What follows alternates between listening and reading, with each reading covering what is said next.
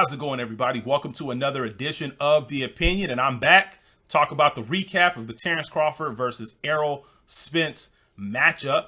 And before this, it would be called the Errol Spence versus Terence Crawford matchup. But hey, I'll be the first to say I was wrong from my prediction video. A lot of you guys probably didn't see my prediction video and why I thought Errol Spence was going to win this particular fight, but I was completely wrong. So congratulations to Terence Crawford on proving me wrong as well. And let's just get right into how this fight broke down. Really, the only close round in this fight was round one. And, I'd have to see the official scorecards to even see if Spence won that round, because after round one, it was all Terence Crawford after that. It seemed like maybe Spence was going to be victorious in round two until the knockdown, which made that a 10-8 round. And then after that, after round two, after that initial knockdown, Terence Crawford did whatever he wanted. He countered. He walked Spence down. He was winning the clinches. He was landing the more devastating blows, landing at 57%. And we're talking about landing at 57% on a guy whose opponents normally land less than 30% in Errol Spence. So the guys that Errol Spence has fought, his opponents typically land less than 30%.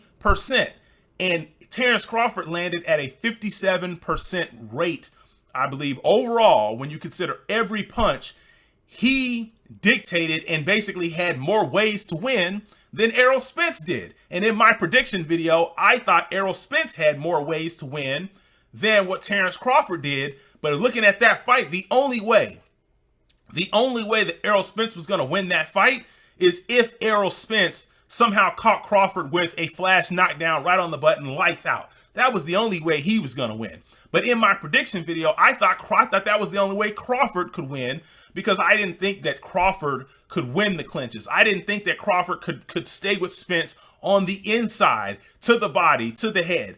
But he did. And I don't think Spence was ready for it. And I think everything came at Spence in a hurry. It's like the old adage, Mike Tyson says, everybody's got a plan until they get hit. And that's exactly what happened to Errol Spence and his corner. Once he got hit with that jab and Terence Crawford basically neutralized Errol Spence's jab, then the game was over. The game plan went out the window. And at that point, they seemed like they were just improvising. They could never make the adjustment to find out exactly what Terence Crawford was doing, because Terence Crawford always changes things up throughout the fight. The way Terence Crawford fought this fight was in a lot of ways a different fashion than the way he's fought a lot of his fights as well. And what I mean by that is that he came out in the southpaw stance from the get-go, and he never switched up from that southpaw stance, which is something that we knew, with my estimation, I knew we would get the southpaw stance, but I thought he'd come out orthodox and then eventually switch over to southpaw. But no, he stayed in southpaw from the get-go, and that turned out to be one of the magnificent decisions, because he's already right-handed. So when he throws and lands that jab, that's almost like landing a right hand straight. I mean, that punch is coming with a lot of bad intentions, and that is exactly what we saw last night as well. So once again, like I said, I was completely wrong. Tip your hats to Terence Crawford. He earned it.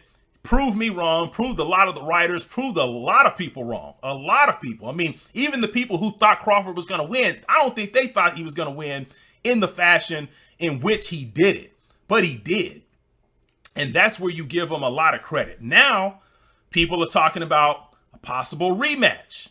And I'm going to have further videos as to why I think maybe Spence got dominated in the fashion in which he did. So make sure you subscribe and tune in, because I'm going to have further videos and talk about why I think Spence got dominated as bad as he did. I mean, I never thought that it was impossible for Crawford to win, but to win like this over Spence, yes, I thought that was impossible. So I'm still trying to figure out what happened. I mean, for me, there has to be a reason what happened, and I'm trying to get to the bottom of it. And I will try to find that out as fast as I can through everything that I can